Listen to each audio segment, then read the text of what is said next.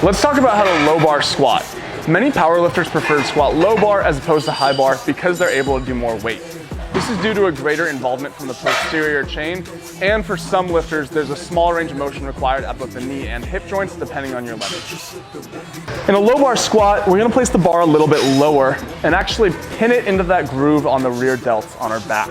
As opposed to a high bar squat where we create a nice little shelf for the bar to rest on, here we're actively kind of pinning it against that wall created by our rear delts, try and keep the bar in one place and maintain a constant position throughout the entirety of the squat. As opposed to a high bar squat where we can secure that bar by pulling down vertically, almost like a lat pull down, on a low bar squat, we're gonna secure the bar by driving it forward and benching that bar around us, almost like an old school pec deck machine, right? So I'm gonna get set and I'm gonna push that bar forward, driving through the wrists, not through the elbows, as driving those elbows forward will cause pretty significant arching in that lumbar spine. Stay nice and tough and drive through the wrists.